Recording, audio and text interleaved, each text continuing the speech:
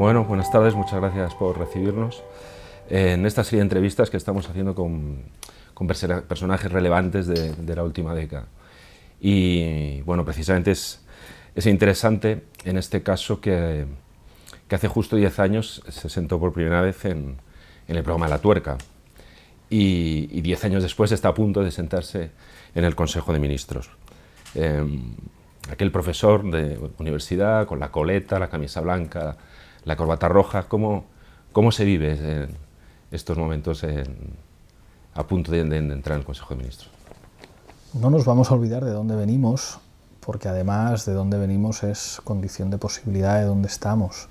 Sin La Tuerca seguramente no habría existido Podemos y no estaríamos donde estamos. Creo que hace 10 años, con mucha frescura, con ingenuidad también, sin imaginar que iba a ocurrir todo lo que iba a ocurrir, pero creo que fuimos capaces de empezar a señalar algunos elementos de diagnóstico sobre la situación política en nuestro país, muchas veces improvisando. Yo recuerdo que el 15M nos pilló en La Tuerca y llevábamos varios programas como muy tristes, viendo las revueltas árabes con la sensación de por qué en España no pasa nada.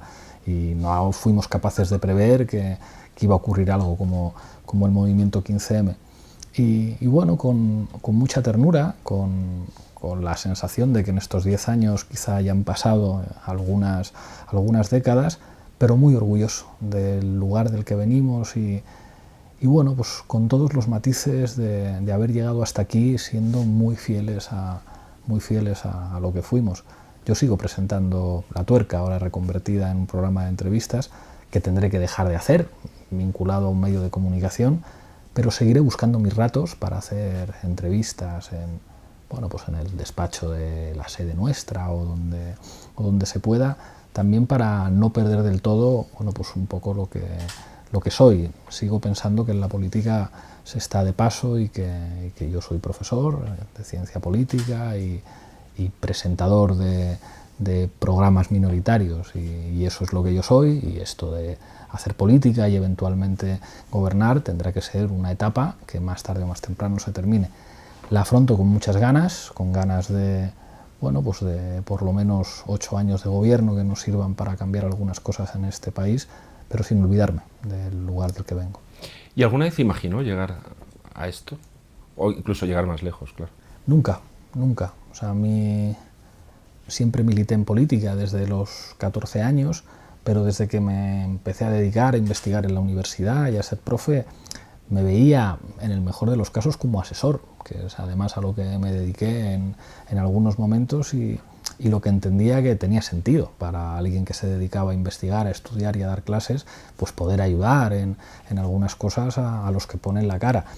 Y lo veía además como algo mucho más interesante, más divertido y menos sacrificado que asumir el protagonismo político en persona.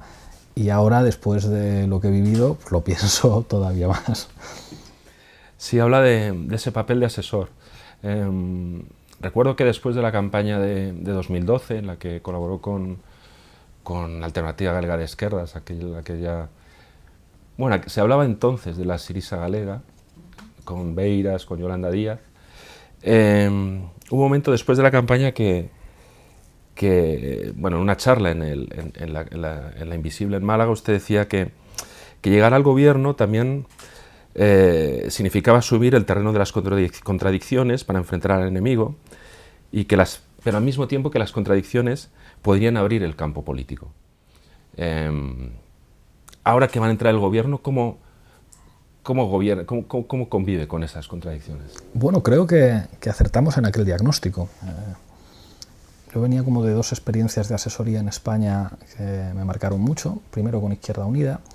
Allí conocí a algunos de los jóvenes de Izquierda Unida que hoy están al mando y recuerdo que compartíamos como una cierta frustración de no poder hacer las cosas que nosotros. Yo no tenía carne de IU, pero era el partido al que votaba, había militado muchos años en la Juventud Comunista, pero con algunos de los dirigentes jóvenes de de ese partido, y algunos no tan jóvenes, pienso en Amanda Meyer, pienso en Alberto Garzón, que nos conocimos en esa campaña, en Enrique Santiago, que le conocía desde antes, una cierta sensación de impotencia, de en esta época habría que hacer las cosas diferentes.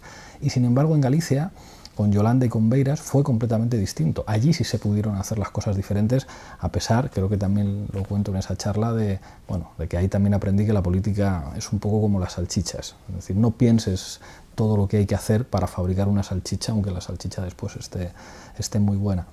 Y ahí aprendí muchísimo.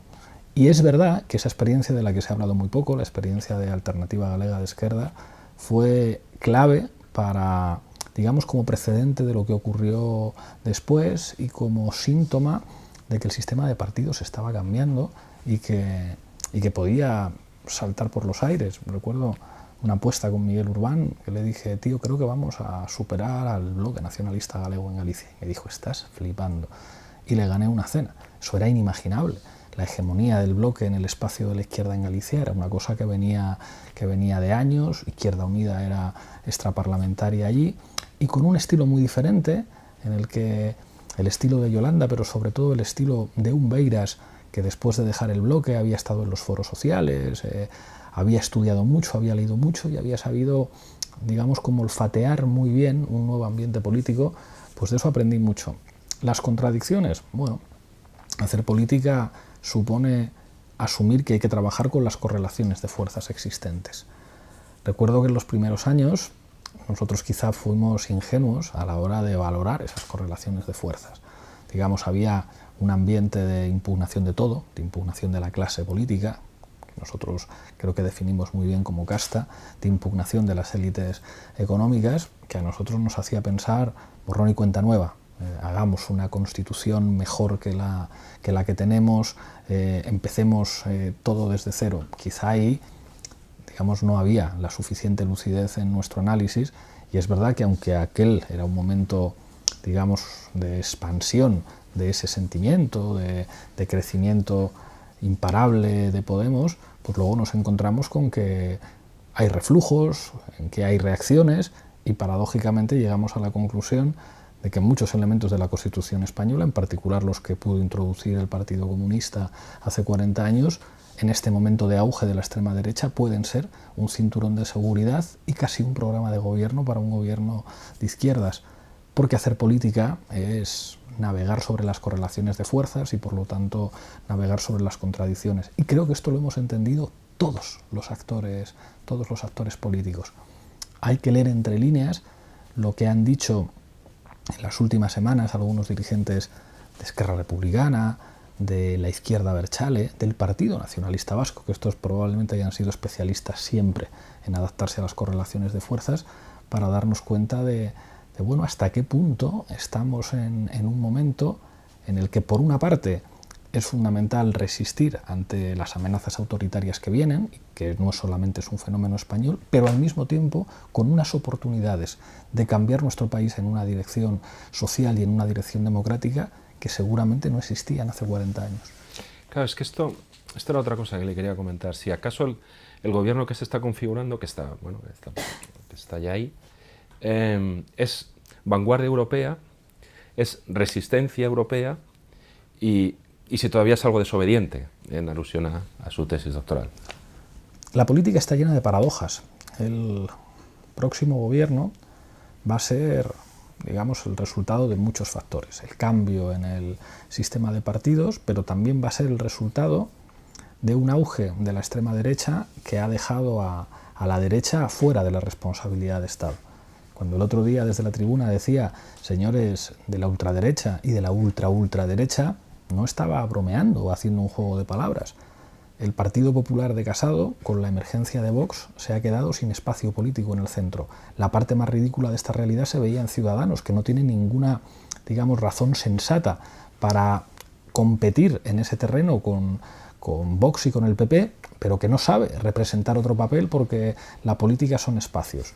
Esa realidad, toda vez que Ciudadanos no supo o no quiso jugar el papel que habían planificado para Ciudadanos las élites oligárquicas, sostener bien gobiernos del PP, bien gobiernos del Partido Socialista, Digamos que la definición de los campos políticos en nuestro país presenta una oportunidad histórica, una oportunidad de avances sociales en un sentido democrático que puede convertir a nuestra patria en un referente europeo de justicia social y de creación de nuevos derechos, y un referente mundial también, en el que toda la izquierda del mundo va a mirar al próximo gobierno, al gobierno que vamos a hacer. Pero si eso ha sido posible, es también por la emergencia de fuerzas políticas que están cuestionando las bases mismas de los sistemas políticos europeos surgidos de la Segunda Guerra Mundial y surgidos, digamos, del ambiente social del antifascismo. La política está llena de esas paradojas. Ojo, hoy estamos padeciendo a Donald Trump, que está a puntito de desencadenar un conflicto bélico de dimensiones desconocidas en Oriente Próximo. Y al mismo tiempo, no es imposible que Bernie Sanders sea el próximo presidente de los Estados Unidos. Mucho ojo con las paradojas de la política y con los, digamos, resultados que a priori nadie se imaginaría. ¿Quién iba a imaginarse que tendríamos un gobierno en Argentina como el que tenemos hace 4 años cuando Macri arrasó? Bueno, veremos a ver lo que ocurre. El futuro puede ser muy tenebroso o no. A lo mejor nos toca ser protagonistas de una época histórica y enormemente hermosa. En una entrevista que hacía también a Manuel Castells, el futuro ministro de Universidades, en otra vuelta de tuerca, le hacía una pregunta que yo creo que también es muy pertinente en estos momentos, y es acerca de, bueno, de hasta qué punto tener el gobierno es tener el poder, y al mismo tiempo hasta qué punto en este mundo en el que vivimos, con soberanías compartidas con instituciones europeas y con municipales, autonómicas, los márgenes que hay también dentro del gobierno. Preguntarle esto a Castells es un privilegio. Hablamos de una apisonadora mental, que es probablemente iba a decir el sociólogo, el cientista social e incluso el académico español vivo de más prestigio mundial. Obras suyas como La sociedad de la información son referencias en todo el mundo, han sido traducidas a todos los idiomas. Es alguien que ha sido un pionero a la hora de describir y diagnosticar la sociedad global y explicar cómo funciona y explicar cómo, de alguna manera, la forma red ha sustituido al viejo juego de los leviatanes a la hora de construir las soberanías del presente, formas muy autoritarias de dominio político, pero también ofreciendo alternativas muy interesantes. ¿Qué es lo fundamental para entender el contexto político global en el que nos movemos? Y lo que diferencia, además, lo que somos nosotros de lo que podían ser, digamos, los actores políticos en los años 30. Digo esto de los años 30 porque últimamente se dice es que hay ambientes que recuerdan a los de la República de Weimar. Va a ser el primer gobierno con una fuerza política a la izquierda del Partido Socialista desde la Segunda República. ¿Cuál es la diferencia fundamental con ese contexto? Claro que en ese contexto había relaciones internacionales. Claro que las oligarquías españolas en los años 30 estaban vinculadas con poderes exteriores y el papel de las potencias de la no intervención dirigidas por el Reino Unido fue determinante en la suerte que tuvo que correr España. Pero ahora, digamos, no hay el espacio que había en términos de soberanía nacional o estatal en esa época. Digamos que las oligarquías españolas pintan mucho menos de lo que pintaban hace 80 años, entre otras cosas porque se las han comprado poco a poco fondos y poderes económicos exteriores. De hecho, vivimos en la paradoja de que los grandes poderes económicos europeos, sobre todo después de la experiencia griega y la experiencia portuguesa, no están preocupados por nuestro gobierno y están preocupados, digamos, los subordinados locales de aquí. Pero esto responde mucho más a razones ideológicas que tienen que ver con una parte muy concreta de las élites económicas de este país. Digamos, las élites vinculadas al poder de Madrid.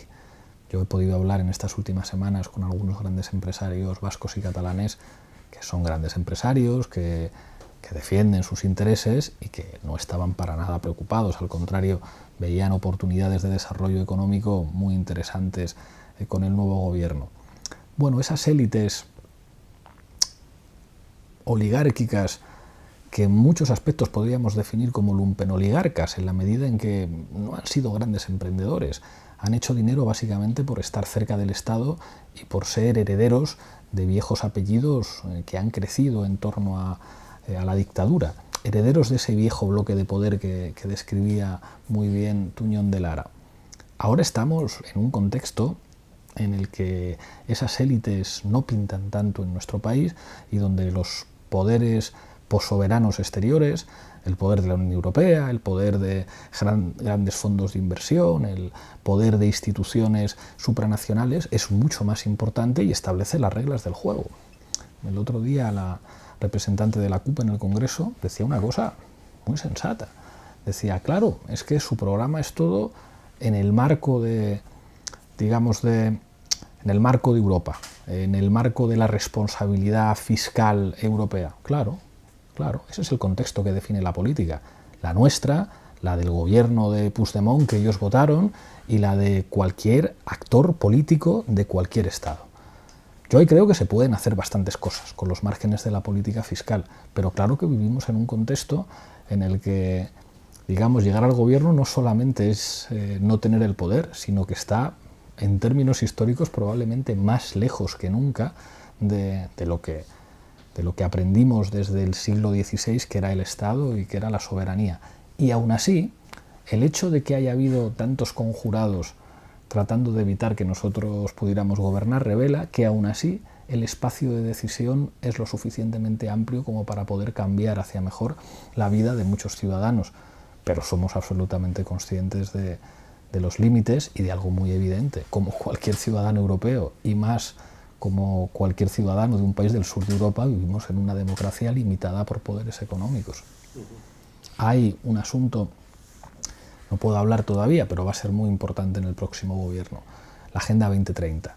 Bueno, todos los estudiosos de la Agenda 2030 reconocen que el límite para desarrollar esos objetivos es que si no afectan a los poderes financieros y a los poderes económicos, es muy difícil combatir la pobreza, combatir el cambio climático, combatir la desigualdad. Bueno, pues esa es la realidad en la que nos movemos. Sí, pero fíjese que antes hablábamos de AGE como la Syriza galega, porque en aquellas elecciones Tsipras consiguió pasar, no sé si era subió del 10-12 que le daban las encuestas hasta el 20 y tanto, se quedó a punto de ganar, luego gana en el 15, que le recuerda allí precisamente en Atenas, y parecía de repente como que se podía construir otra Europa, parecía que se podía hacer una Europa alternativa, parecía que ese pacto de estabilidad y desarrollo de la UE podía reformarse. Bueno, llega el referéndum, ganan el referéndum contra los memorandos, pero al final se tienen que aplicar, o sea, al final de alguna manera Tsipras pierde aquel pulso, ¿no?, contra los otros 27. ¿Esa fue una lección que se aprendió? ¿O realmente en algún momento, cómo repercutió eso en la idea de la posibilidad de un desborde por la izquierda, de los marcos siempre estuvo claro. 1 contra 27, si además ese 1 es Grecia, pues es evidente que tiene todas las de perder. O sea, hubo algún insensato que pensaba que los chinos o los rusos iban a poder compensar una correlación de fuerzas como esa, pues ya hemos visto que no. Y hasta los 27 se han podido permitir pedir perdón y reconocer que lo que hicieron con Grecia no tenía nombre. Y con todo y con eso, Syriza hizo algunas cosas buenas y se ha consolidado como la única fuerza de oposición viable en Grecia. Pero yo recuerdo que Alexis era perfectamente consciente. Hablábamos mucho por teléfono en aquel entonces y me insistía en: ojalá logréis hacer un gobierno de coalición con el Partido Socialista, porque entonces ya, digamos, la correlación en Europa nos podría permitir negociar un poquito mejor y buscar alguna alternativa. Bueno, eso es la verdad. Es verdad que España no es Grecia. Y tampoco tenemos un programa de máximos, tenemos un programa muy sensato que hemos negociado con el Partido Socialista y que va a tener el visto bueno de todos los socios europeos, y además yo creo que les vamos a demostrar que es mucho más eficaz en términos de creación de empleo, de creación de estabilidad en nuestro país, de garantizar derechos sociales y derechos civiles, que son la base identitaria de Europa y el mejor freno frente a la extrema derecha. Pero aun siendo la cuarta economía del euro, aunque nos pueda ir bien, nosotros necesitamos socios, nosotros necesitamos que haya más gobiernos europeos que se sumen digamos, a un estilo de protección de los derechos sociales y los derechos humanos. Tenemos esperanzas de llevarnos muy bien con los portugueses, pero también con los italianos, donde el Partido Democrático está gobernando con el movimiento Cinque Stelle. Bueno, hay que buscar socios, incluso en familias políticas distintas, para hacer algo que era un consenso entre socialdemócratas, democristianos y comunistas, que era que el estado del bienestar había que protegerlo, había que cuidarlo, y que el patrimonio público es condición fundamental para que haya algo de soberanía y de bienestar. Y en esa dirección vamos a trabajar, en unas condiciones, por suerte, bueno, pues mucho más favorables que las que tuvieron que vivir los griegos hace algunos años. Claro, es que en esa década catastrófica, como llamó él en el debate de investidura,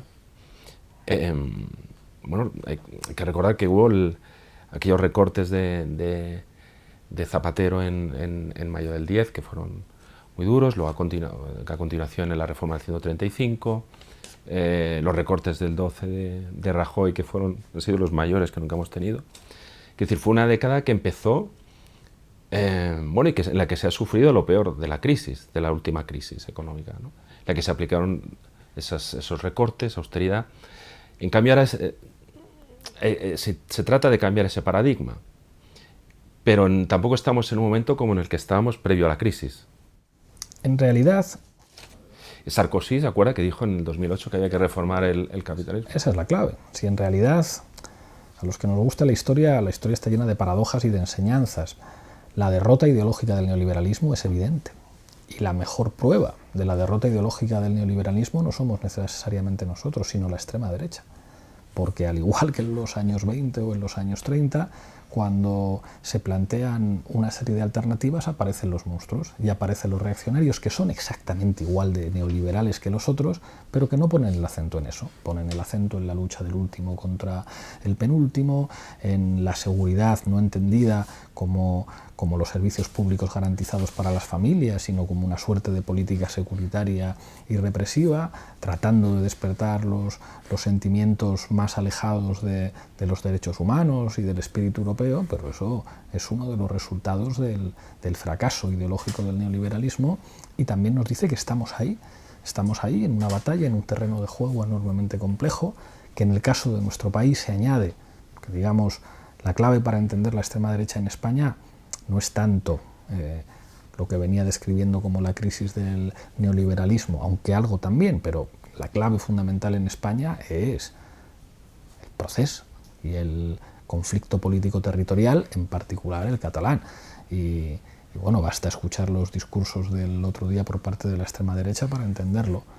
Bueno, pero ahora creo que nosotros tenemos la suerte de decir, bueno, ustedes están en la oposición y además, pues lo único que les vamos a poder exigir es que cumplan la legalidad, o sea, que no hagan llamamientos a las Fuerzas Armadas a derrocar al gobierno, como algunos cargos públicos de la extrema derecha están haciendo. Y si es así, pues yo entiendo pues que la Fiscalía tendrá que actuar, ¿no? O sea, si hay un eurodiputado que dice tienen que intervenir el ejército español para derrocar al gobierno que salga del Congreso de los Diputados, pues hombre, a lo mejor hay que solicitar un suplicatorio, ¿no?, para juzgar a este señor, porque esto es enormemente grave. Pero creo que tenemos que asumir una oposición que en realidad no nos va a criticar por lo que hagamos, nos va a criticar por lo que somos, hagamos lo que hagamos.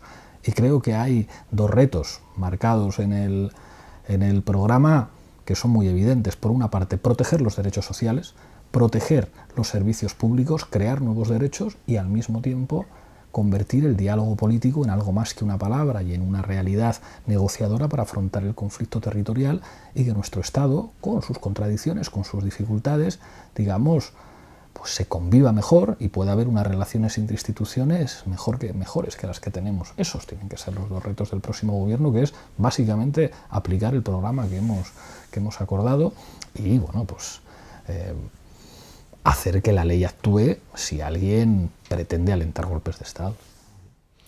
Si antes, bueno, recordaba de alguna manera a Gramsci hablando de los claroscuros cuando surgen los monstruos. Él decía que el viejo mundo se muere, el nuevo tarda en aparecer y en ese claroscuro surgen los monstruos. Seguimos estando en ese momento de un viejo mundo que está muriendo y un nuevo mundo que no termina de imponerse, como diagnosticaban hace unos años. Sí, lo que pasa es que esto no permite concretar nada. Digamos, ¿esa transición es compatible con que gane Trump? Sí. ¿Con que gane Sanders? También. ¿Hubiera sido compatible con que Jeremy Corbyn fuera primer ministro? Sí, pero resultó que la pregunta de las elecciones era el Brexit y ganó Boris Johnson. Creo que es evidente que se está produciendo una transición geopolítica. Eso es obvio, con la emergencia de nuevos actores que compiten y con la crisis de los sistemas políticos de los países más importantes del mundo. El ejemplo más evidente es Estados Unidos. No es normal que un tipo como Donald Trump gane las elecciones de los Estados Unidos. No lo es. No será normal, si Bernie Sanders finalmente es el candidato demócrata, que un tipo como Bernie Sanders gane las primarias del Partido Demócrata. Digamos, son anomalías propias de situaciones excepcionales y de transición. No es normal, y eso que estamos en España, donde el concepto de normalidad es más laxo que en otros lugares, bueno, pues que el sistema de partidos que fue tan estable durante más de 30 años pues haya saltado por los aires y la forma de gobernabilidad de nuestro sistema político haya cambiado, hasta el punto de que en España solamente hay dos opciones de gobierno a nivel estatal viables: o una coalición de la derecha con la extrema derecha, o una coalición del Partido Socialista con nosotros, en este caso con acuerdos con fuerzas políticas que expresan la realidad plurinacional de nuestro país. Estamos en una transición que puede ir hacia muchos lugares. Nuestra obligación es defender que vaya hacia un lugar que conocemos perfectamente, que es la protección de los derechos sociales y los derechos humanos, a lo que se añade una cuestión que es de emergencia mundial, como es el cambio climático. Si nos quedamos sin planeta no hay espacio ni para estado del bienestar ni para nada, y que al mismo tiempo eso se pueda convertir en una referencia internacional y tengamos socios y aliados en otros países para avanzar en una dirección razonable, una dirección que reconoce cuáles son las correlaciones de fuerzas y que reconoce que las democracias están limitadas y que estamos todavía muy lejos de poder democratizar la economía y poder disciplinar democráticamente a grandes poderes económicos descontrolados que van a seguir teniendo un enorme poder y que van a obligar a todos los gobiernos, empezando por el nuestro, a negociar y a ceder en muchas cosas, porque así son las correlaciones de fuerzas. En esta década, cuando sí que pareció que la crisis de régimen en España era más potente, es alrededor de la irrupción de Podemos. Al poco de surgir Podemos y al poco de las elecciones europeas, tuvo que abdicar el rey Juan Carlos. En aquel pacto, además, entre Rubalcaba y Rajoy para esa transición. Seguramente fue el momento más delicado de la monarquía española. Ustedes en aquel momento no empujaron mucho. Era un momento en el que, bueno, acaban de nacer. ¿En qué situación se encuentra la monarquía? Después también del discurso de Felipe de Borbón después del 1 de octubre, que generó mucha desconexión con mucha parte de la ciudadanía. Yo no creo que aquel momento fuera ni mucho menos el de mayor debilidad de la monarquía. La monarquía demostró con aquella abdicación tener más visión política que buena parte de los actores políticos de izquierda y de derecha en España. Alguien le contó a la Casa del Rey que necesitaban hacer una transición inmediatamente, porque Juan Carlos llevaba tiempo siendo un problema para la monarquía en España. Y creo que hicieron ese movimiento mucho antes que los demás, con mucha inteligencia, y creo que en la Nochebuena siguiente, la Nochebuena de 2014, Felipe hizo un discurso, pues claro que conservador. Es que estas cosas, cuando uno hace un análisis de un discurso de la Casa Real y lo valora, pues claro, siempre son discursos conservadores, pero hay diferentes matices. Hizo un discurso inteligente, un discurso, digamos, de tratar de adaptar la monarquía a la nueva época. Pero ojo, yo creo que después vinieron momentos mucho más incómodos para la monarquía que le colocaron en una posición muy difícil. Yo creo que el discurso del 3 de octubre fue un error no porque yo no esté de acuerdo con ese discurso, o sea, un error para los propios intereses de la monarquía. ¿Cuál es el interés de la monarquía? Pues pervivir, sobrevivir, que Leonor sea reina muchos años y que los hijos de Leonor sigan siendo reyes o reinas en nuestro país. En ese sentido, yo creo que ese discurso fue un error porque de alguna manera fue dejando territorios del Estado con mayores niveles de hostilidad hacia la monarquía y contribuyó a que solamente reivindique la monarquía a la derecha. Lo peor que puede pasarle a los monárquicos es que solamente el PP y Vox digan viva el rey. Antes de ayer en el Congreso era como estos señores, muchos de los cuales no han estudiado demasiado, piensan que ayudan a Felipe VI diciendo viva el rey. Lo que más daño hace a Felipe VI es que los diputados de Vox digan viva el rey, o que solamente lo digan los diputados del Partido Popular.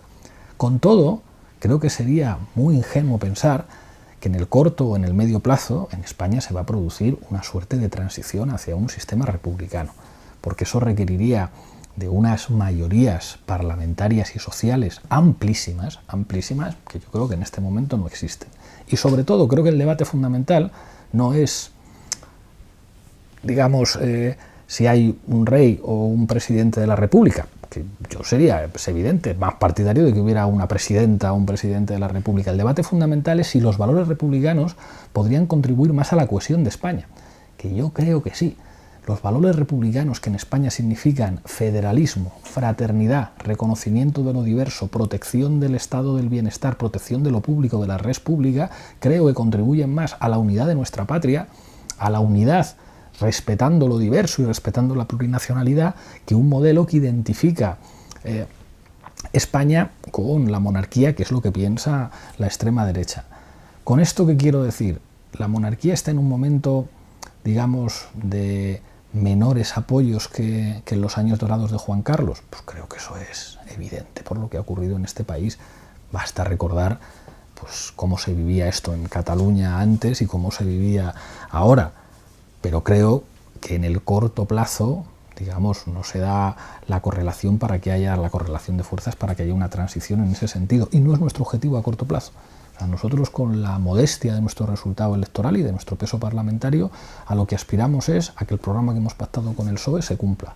Dentro de 8 años o dentro de 4 años, bueno, ya veremos cómo está la correlación de fuerzas y qué es lo más útil para hacer avanzar y qué es lo posible, porque hacer política es también moverse en las condiciones de lo posible. Me hacía una pregunta antes que no he terminado de contestar a propósito de la desobediencia. Y esto tiene que ver con la noción de la política como arte de lo posible. Yo creo que es verdad que la política es el arte de lo posible. Pero ojo, a los que nos digan que determinadas cosas son imposibles, con respecto a eso sí vamos a ser desobedientes, porque creo que en los últimos años, con muchísimo realismo, con muchísimo pragmatismo, hemos demostrado que algunas cosas parecían imposibles porque no se intentaban. En ese sentido, desobediente sí, frente a todos los que digan que no se puede, porque los movimientos sociales han demostrado que sí se puede. Bueno, eso también lo dijo el otro día en la tribuna, y creo que también cuando presentaron el programa, que intentaría ser el gobierno del sí se puede, en ese hilo, ¿no? No voy a decir ya del MRG, sino, en fin, del 11M, de las mareas, bueno, que ha habido en la última década. Pero no siempre luego la relación es fácil con los movimientos sociales. Pero también ustedes han sido movimientos sociales. O sea, recuerdo, mientras le hago la pregunta, recuerdo a Ada Colau en 2013 en el Congreso una intervención hablando de los desahucios que dejó a todos los banqueros, vamos, los puso. Fue una cosa muy... Pero ya no lo somos. Y creo que no debemos cometer el error de creernos que seguimos siendo lo que fuimos. Yo he participado en movimientos sociales de manera muy intensa, además.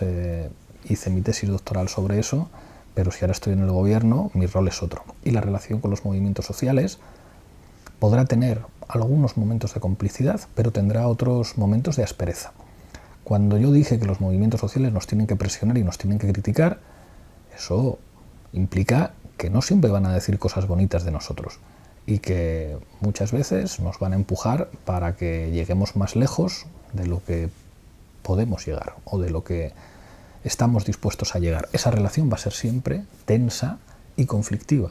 Y creo que eso es algo que hay que naturalizar, que forma parte del funcionamiento democrático. Cuando uno se sienta como representante de un sindicato, de inquilinos, de trabajadores, de lo que sea, no representa lo mismo que quien se sienta en esa mesa como ministro o como ministra. Y saber el rol que tiene cada uno creo que es algo fundamental. Creo que el empuje de los movimientos sociales y la sociedad civil contribuye a democratizar la sociedad, exactamente lo contrario que lo que representa la presión de los poderes financieros y los grandes poderes económicos, que contribuye a llevarla por cauces autoritarios, pero nuestro papel tiene que ser el de asumir a todos los interlocutores y asumir esa posición desde el gobierno. Con una convicción, que a lo mejor otra gente que ha gobernado antes no la tiene. los movimientos sociales son los que señalan los cambios y los que cambian las cosas. El otro día hicimos una cena de aniversario, viejos compañeros del MRG, y les estuve contando lo de la Agenda 2030. Y les decía, mirad, he estudiado esto mucho en los últimos tiempos y esta es la agenda que puso encima de la mesa los movimientos contra la globalización, los movimientos altermundialistas. La Agenda 2030, los objetivos del milenio, digamos, fue lo que pusieron en circulación de la opinión pública mundial, movilizaciones como las de Seattle o movilizaciones como las de Génova. Parece mentira que, viéndonos con ironía en nuestra debilidad de hace 20 años, cuando estábamos en el laboratorio y en el MRG, digamos que ese movimiento mundial del que participamos esté siendo tan importante como para definir objetivos de las Naciones Unidas, pero es así. Pero es así, del mismo modo que Podemos no existiría si no hubieran existido movilizaciones sociales, y del mismo modo que este gobierno no existiría si no se hubiera visto, digamos, empujado por la exigencia del movimiento feminista, del movimiento de pensionistas, de las mareas en la defensa de los servicios públicos. Con todo, no es que los movimientos sociales lleguen al gobierno, somos cosas diferentes y cada uno tenemos que asumir nuestro papel. A lo largo de la entrevista ha atravesado varias veces el asunto del procés y de Cataluña. Precisamente en esta década fue cuando se ocurrió la sentencia contra el Estatut, que seguramente marcaría un punto de inflexión. Empezaron esas diadas multitudinarias, la vía catalana, luego vino el 9N, después el 1 de octubre, el 3 de octubre, la sentencia del procés, los políticos presos. ¿Cómo esta década puede ser en la que se pueda desbloquear eso? La realidad plurinacional de España es una constante histórica, y es una constante histórica que va a definir algo que va a ser conflictivo siempre. Siempre ha sido conflictivo y lo va a seguir siendo. Lo bueno de la democracia es que sirve para canalizar los conflictos a formas de gestión democrática que permitan la convivencia y que además haga prevalecer los valores que compartimos quienes podemos pensar diferente o tener identificaciones identitarias diferentes, que es lo que trataba de decir a los indepes el otro día. Sé que muchos de ustedes nunca van a dejar de ser independentistas y yo nunca dejaré de intentar convencerles de que no lo sean, pero esta es la realidad y va a seguir siendo así. Pero hombre, compartimos valores democráticos y valores sociales que nos pueden hacer trabajar juntos y ver qué soluciones podemos articular para una realidad que forma parte de nuestra historia. ¿Qué es lo que pasó?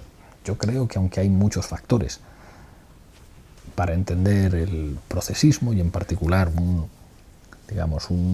una decisión de algunos actores políticos en Cataluña apoyada por un inmenso movimiento social,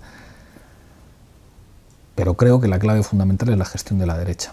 Creo que la derecha española, que no entiende España, digamos, cometió todos los errores que se pueden cometer a la hora de hacer, en este caso, que su adversario, el independentismo catalán, creciera. Torpeza tras torpeza, error tras error, te lo reconocen en privado. Pero cuando les dices, ¿qué? ¿Te imaginas si esto se hubiera solucionado con aquel estatut que fuisteis a reventar al Tribunal Constitucional? Te lo reconocen todos. Bueno, creo que hay que ir asumiendo en este país que el problema de la derecha española no es que sean de derechas, es que son enormemente inútiles a la hora de asumir tareas de dirección de Estado. Son malos gestores del Estado. Son gente que entiende que el Estado es una suerte de cortijo que le sirve para forrarse, que incluso hay ejemplos que son tremendos. O sea, que un tipo como Aznar tirara a la basura décadas o digamos, tirar a la basura el papel internacional de España porque le apetecía entrar en una fotografía con Bush y con Tony Blair. Sí, pero esta gente tiene responsabilidad a la hora de gestionar la política exterior de nuestro país, despreciar lo que representa el papel de España en Europa, España como puerta de entrada de América Latina a Europa, porque de repente este señor quiere que le den una medalla en el Congreso de los Estados Unidos. La torpeza del Partido Popular gestionando lo público, la torpeza, digamos, haciendo crecer unos sectores empresariales que no son emprendedores, que solo hacen dinero con concesiones públicas, que no generan alto valor añadido, que no se convierten en referentas, digamos, del talento empresarial a nivel mundial, sino que se han hecho ricos porque son hijos y nietos de los que se hicieron ricos pegados al franquismo y los que proceden del viejo bloque de poder que retrasó el desarrollo económico de nuestro país, y la derecha es la que ha creado, digamos, a estas élites empresariales de segunda división en relación a lo que hay en otros países. Bueno, hay que empezar a asumir que en este país hay gente con más talento para gobernar, con más talento para diseñar una política exterior realista, con más talento para proteger lo que le interesa a cualquiera, vote lo que vote, porque la gente que necesita un sistema público de sanidad, un sistema público de educación, puede votar a diferentes opciones políticas, pero saben que la seguridad son los servicios públicos, el sistema de pensiones, un sistema laboral que permita trabajar en condiciones dignas y ganar un sueldo adecuado, que sus hijos no tengan que emigrar, que puedan ir a la universidad, no dependiendo del dinero que tengan en la cartera, sino dependiendo de su capacidad, de su talento. Y ahí creo que nuestro reto en estos años es demostrar, no que tenemos ideas diferentes a la derecha, que eso es evidente, sino que lo hacemos mucho mejor, que gobernamos mejor, que España adquiere una posición internacional mejor, que en este país se cumplen más los artículos sociales de la Constitución, que en este país hay más cohesión, hay más estabilidad, y que en el asunto político catalán hay un gobierno que dialoga y no pretende que esto lo resuelvan los jueces, la policía y la Guardia Civil o los Mossos de Escuadra, sino que esto se va a resolver en mesas de diálogo. Creo que es un desafío que tenemos, demostrar que en este país la peor opción en términos de sensatez para asumir la dirección de Estado es la ultraderecha y la derecha. Bueno, y en esa capacidad de gobierno también, hace poco hablaba con una política laborista que culpaba mucho a la tercera vía, a Tony Blair, Gordon Brown, de no haber sido capaces de revertir todo lo lejos que llegó Thatcher. Estamos viendo, por ejemplo, en Bolivia, que después de 14 años le monta a Evo Morales un golpe, su propio ejército y su propia policía. O como en Ecuador, Lenín Moreno a toda velocidad revierte lo que hizo Rafael Correa.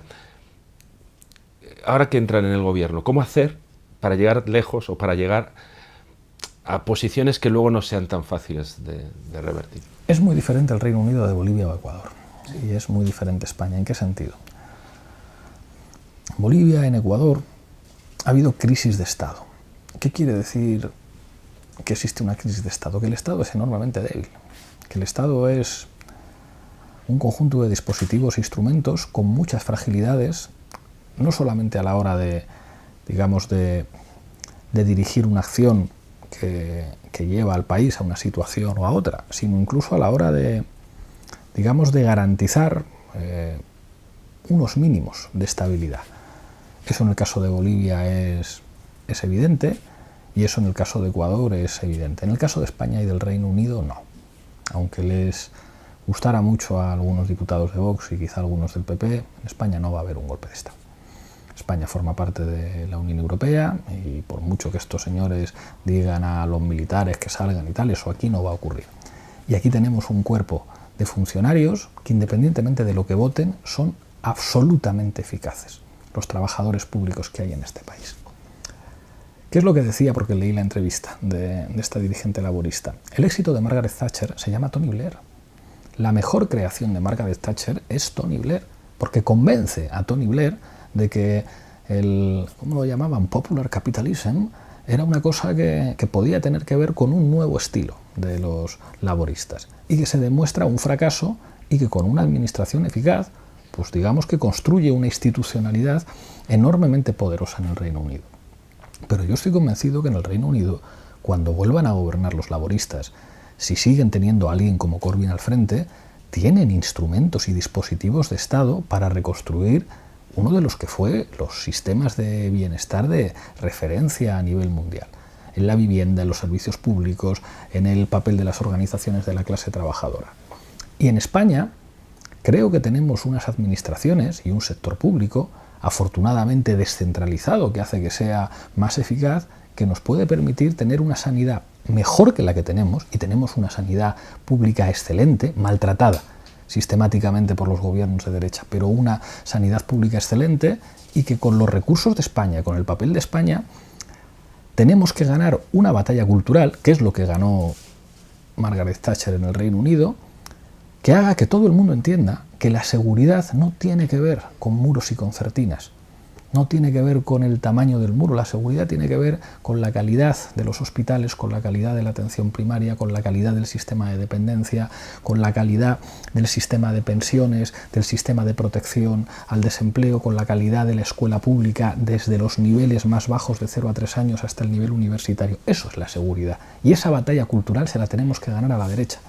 La derecha quiere que hablemos de delitos, de inseguridad, de barrios conflictivos. Nosotros tenemos que decir cómo se construye la seguridad es garantizando servicios públicos, y esa batalla cultural tiene que ser nuestra. No es fácil. Los poderes económicos en España, o lo que les queda de ellos, han logrado que buena parte de los medios de comunicación se posicionen claramente en esa batalla cultural, en una posición muy clara. Ni siquiera son españoles. Buena parte de los medios de comunicación en España son propiedad de empresas extranjeras, pero creo que es fundamental dar esa batalla cultural. Bueno, una batalla cultural que también tiene que ver con cosas que muchas veces ha comentado usted, que es la música, lo que se lee, lo que se escucha. Bueno, recuerdo, hablando antes de La Tuerca, ¿no? La banda sonora de Hechos contra el Decoro, de La Danza de los Nadie, que era muy significativo en aquel momento, ¿no? La Tuerca también hicieron La Tuerca Rap. En el contexto en el que estamos, como comentaba, los medios de comunicación, no sé, Netflix, las diferentes plataformas de socialización, ¿cómo se da esa batalla cultural? ¿Cómo se llega a la gente para hacerle ver que lo que usted está diciendo? Desde un gobierno tiene que dar instrumentos a los creadores. La Tuerca era una cosa más underground, más de guerrilla, de barrio. Creo que en este país hay muchísimo talento y que la obligación del gobierno es dar vías para que ese talento se exprese. Esto no puede ser un oligopolio de 4 poderosos. En este país hay actrices, actores, directores, directoras, músicos de un nivel espectacular que muchas veces tienen que ir a buscarse la vida a otros países. Creo que nuestra obligación es poner todos los medios posibles, todos los medios públicos, para que ese talento y esa calidad se exprese. Yo creo además que los medios públicos tienen que ser una referencia de calidad y de protección a lo que tenemos aquí, que es enormemente valioso. Hace falta un gobierno solo que cuide a la cultura, sino que deje expresarse al talento que tenemos, que es magnífico y que es determinante en esa batalla cultural. También, hablando antes de la bronca del Congreso, precisamente contra un portavoz de Bildu, esta fue la década en la que desapareció ETA. O sea, ETA hace muchos... la verdad es que no recuerdo bien la fecha, pero en el 2011 anunció el cese definitivo de la actividad armada, y en marzo del 17 el desarme definitivo y unilateral. O sea, ha sido una década en la que es uno de los grandes éxitos también, el que la izquierda abertzale se dedique básicamente a la vía política, ¿no? Es un horizonte que no sé, completamente distinto el que se abre allí. De hecho, el debate de lo que ocurrió el otro día no tenía nada que ver con la portavoz de Bildu. La portavoz de Bildu hizo una intervención, bueno, pues bastante moderada, y lo que fue noticia fue, digamos, una derecha y una extrema derecha que necesita revivir el terrorismo de ETA como elemento identitario. Claro, esto no resiste un examen historiográfico. Cuando, creo que Pedro Sánchez lo recordó, con José María Aznar diciendo: he dado orden de establecer contactos con el Movimiento Vasco de Liberación, o la famosa foto de Jaime Mayor Oreja con Chomin, el jefe de Hasi, cenando en un sitio. Hombre, lo que se dijo siempre mientras ETA mataba a la izquierda abertzale es como: vuestras ideas no son ilegales, lo que es un crimen es asesinar, pero vuestras ideas en el marco de la Constitución española y en el marco de la ley se pueden defender. Hombre, cuando eso ya se está produciendo y las ideas políticas de la izquierda abertzale se expresan de manera democrática en las instituciones, lo que hace cualquiera con cierto sentido de Estado es saludarlo, cuando además es evidente que hubo una victoria policial clarísima del Estado, un éxito que yo creo que que además se traduce en que en España todas las ideas se pueden defender en el marco de la legalidad y democráticamente. Contrasta, digamos, el estilo de la derecha de aquí con esas imágenes de Carlos de Inglaterra y la reina de Inglaterra saludando a Gerry Adams y a Martin McGuinness. Pero eso revela básicamente, digamos, la escasa estatura política de la derecha de nuestro país. No tenemos una derecha que está pensando en el futuro y lo que hay que hacer con España. Estamos con una derecha que necesita hablar de ETA. Una derecha que en el año 2020 necesita hablar de ETA no tiene ningún proyecto para España. Salieron familiares de las víctimas diciendo: ustedes son unos sinvergüenzas, no se atrevan a hablar en nuestro nombre. Y no solo víctimas vinculadas al Partido Socialista. O sea, he podido leer en estos días testimonios de gente que decía: ¿pero usted cree que puede utilizar mi dolor y el dolor de mi familia para intentar reventar una investidura? ¿Pero qué clase de miserables son ustedes haciendo esto? El espectáculo al que asistimos en el Congreso, con los insultos, con los teléfonos móviles que en teoría no se pueden utilizar, era una cosa, un retrato de lo que es la ultraderecha y la ultraderecha en nuestro país. Yo invitaría a la gente a que fuera al Congreso, a la tribuna de invitados, para que les vea en acción, para que les vea. Es que hay una imagen muy, muy interesante de Suárez Illana dándole la espalda a Merche Izpurua, y luego, si uno mira fotos de finales de los 70, ve reuniones de Adolfo Suárez con Mariona Indía y con Juan María Vandrés. Es que... Claro. Es que... Y incluso con Dolores Ibarruri, que acaba de llegar de la Unión Soviética. Con Yasir Arafat. O Yasir Arafat. Claro. El problema es que con los genes no se hereda la materia gris que va en la cabeza. Entonces, con todo el respeto para el hijo de Adolfo Suárez, pues claro, la distancia en términos de estatura política entre las dos figuras es que es infinita. Bueno, ya vamos terminando, que llevamos un buen rato, pero sí que hay una cosa, cuando hablábamos de que todo se puede hablar, de que el sistema permite, expresarse. Sin embargo, también estamos viendo cómo a veces con los raperos, pues la justicia de repente pues los condena por injurias a la monarquía, o incluso el proceso con Alsasua. Es decir, está viendo, usted mismo el otro día hablaba de que hay que tener cuidado con algunos togados que ponen por delante su ideología. Claro, pues es como lo que algunos de manera muy moderna llaman el lawfare, que es como los golpes de toga, ¿verdad? O sea, estamos en un país en el que un eurodiputado de Vox dice en un tuit que los militares tienen que dar un golpe de Estado, y aquí no pasa nada. Y sin embargo ha habido gente que ha ido a la cárcel por hacer una canción, o que ha sido juzgado en la Audiencia Nacional por hacer un sketch humorístico que puede gustar más o menos, pero para las cosas que gusten más o menos están las demandas civiles. Yo creo que uno, si se siente ofendido, tiene perfecto derecho a exigir una compensación a su honor. Pero claro, ¿esto a qué responde en nuestro país? Bueno, a que desgraciadamente hay algunos togados en nuestro país que algunas veces han puesto su ideología, que es muy respetable, pero han puesto su ideología por delante del derecho. Y mire usted, en democracia no. En democracia la ley la tiene que aplicar todo el mundo. Y los que más tienen que aplicar la ley son aquellos que están obligados a aplicarla. Y es que además, cuando no se hace así, digamos que el escándalo salta a la vista. ¿Cómo se puede explicar que en España alguien vaya a la cárcel por hacer una canción y alguien que llama públicamente a un golpe de Estado militar se pueda ir de rositas y no actúe de oficio la Fiscalía, que es lo que, en mi humilde opinión, tendría que ocurrir? Bueno, creo que hay unos usos muy conservadores de una parte, de no toda la judicatura, a los que solamente hay que pedirles una cosa. Si es que a los jueces no hay que pedirles ni que sean de izquierda ni que sean de derecha, cada uno que sea lo que le dé la gana, pero hombre, cumplan la ley, no pongan su ideología por encima del derecho. Y lo que da la impresión es que en este país algunos se han podido permitir poner ideas ultraconservadoras, digamos, de dudoso pedigrí democrático, por encima de la ley, y eso no es posible. Los jueces no pueden estar por encima de la ley. Es que luego además viene Estrasburgo y te dice que el juicio de Otegi no tuvo garantías, o viene Luxemburgo y te dice ha habido un atropello con Junqueras. Es que no puede ser que humillen la dignidad judicial de nuestra democracia. O sea, es que ahí no están solamente poniendo en ridículo a un juez, se llame Marchena o Llanera o se llame como quiera. Ahí el problema es que están humillando la dignidad del Estado español.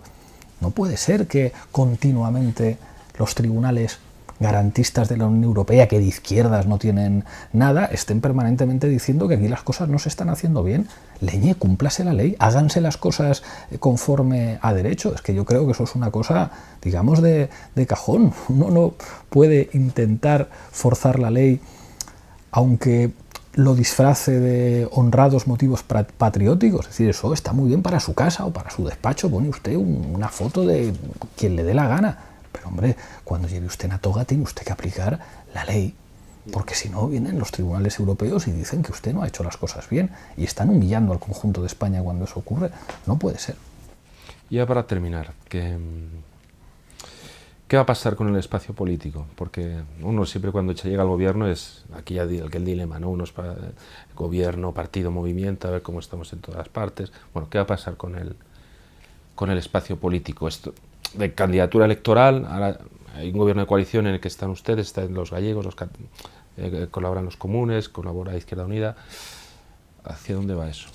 El espacio político tiene ahora un reto más respecto a los que ya tenía, que no eran pocos. Tiene el reto de gobernar, porque gobiernan los partidos y gobiernan los espacios políticos. Y sigue el reto de seguir creciendo. Y sigue el reto de, digamos, tener una presencia social y relacionarse con los movimientos sociales.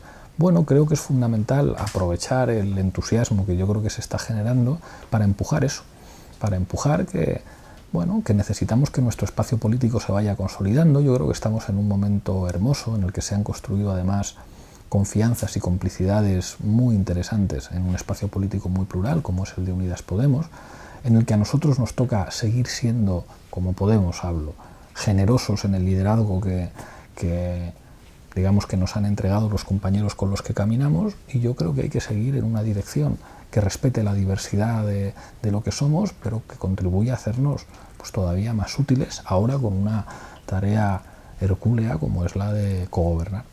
En esa tarea, el otro día advertía también de los poderosos enemigos que puede haber, poderes financieros, poderes económicos, poderes mediáticos, que se presupone que, bueno, ya hemos visto las sesiones del Congreso, o sea que se presupone que va a haber mucha munición. Mucha munición.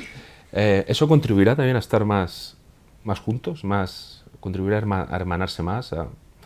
¿Contribuirá? Yo creo que...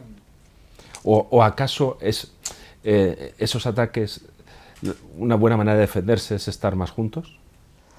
No querría dar yo más información de la que merece el adversario, pero creo que es evidente que si siguen haciendo el salvaje así, si la derecha política y la derecha económica a través de sus dispositivos mediáticos siguen haciendo las salvajadas que están haciendo, o sea, si la dinámica de tabloide cloaca se sigue imponiendo, creo que van a conseguir que seamos todavía más fuertes, porque hay mucho de eso en que este gobierno haya sido posible. Yo creo que por suerte algunas de las dudas del Partido Socialista las ha disipado la derecha. Que sigan así. Bueno, pues muchas gracias. Un placer.